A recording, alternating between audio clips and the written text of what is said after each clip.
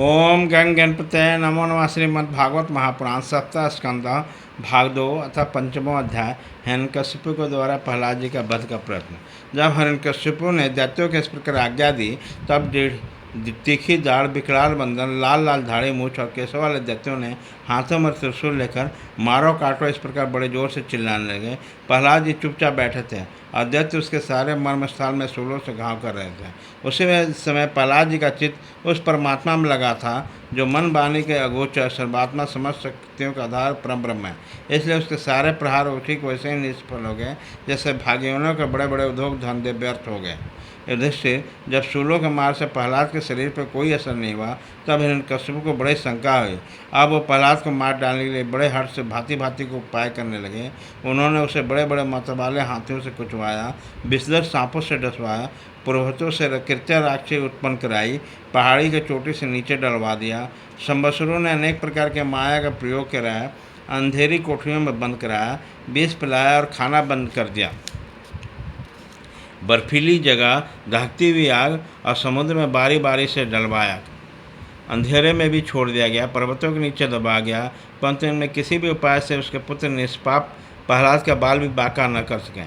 अपनी व्यवस्था देखकर हिरण्यकशिपु को बड़ी चिंता हुई और उसे प्रहलाद को मारने के लिए कोई उपाय नहीं सूझा था। वो सोचने लगा, इसे मैंने बहुत कुछ बुरा भला कहकर मारने के बहुत सारे उपाय किए, परंतु वो मेरी द्रोह और दुर्भावनाओं से बिना किसी सहायता से अपने प्रभाव से बचता गया। यह बालक होने पर भी समझदार है और मेरे पास ही निशंक भाव से रहता है। हो न हो कुछ सामर्थ्य इसमें है। जैसे सुनने से अपने पिता के कर्तृत्व से उसका विरोधी हो गया, वैसे यह भी मेरे किसी अपकारों को न भूलेगा। न तो किसी को से डरता है, न इसकी मृत्यु हो गई। इसकी शक्ति की था नहीं है, अवश्य इसके विरोध से मेरी मृत्यु होगी। संभव है न भी हो। इस प्रकार सोच विचार करते करते उसका चेहरा कुछ उतर गया। शुक्राचार्य का पुत्र षंड और अमर्क ने देखा हिरण्यकशिपु तो मुँह लटका के बैठा। तब एकांत में जाकर उसने कहा, स्वामी, आपने अकेले ही तीनों लोगों पर विजय प्राप्त की है।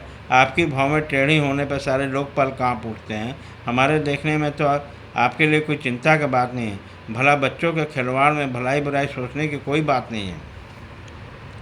जब तक हमारे पिता शुक्राचार्य नहीं आ जा सकते तब तक वो डर कर कहीं भाग न जाए। इसलिए इसके वरुण के पासों से बांध करके प्रातः ऐसा होता है कि अवस्था की बुद्धि के साथ साथ अपने गुरुजनों की सेवा बुद्धि सुधर जाती है।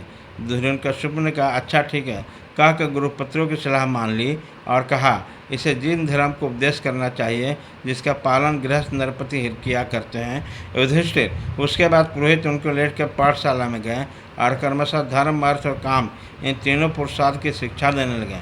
प्रहलाद वहाँ अत्यंत नम्र सेवकों की भांति रहते हैं, परंतु गुरुओं की शिक्षा प्रहलाद को अच्छी न लगी क्योंकि गुरु जी उन्हें केवल धर्म, अर्थ, काम की शिक्षा देते थे। यह शिक्षा केवल उन लोगों के लिए थी जो राग, द्वेष और इंद्र आदि विषय भोगों में रस ले रही है।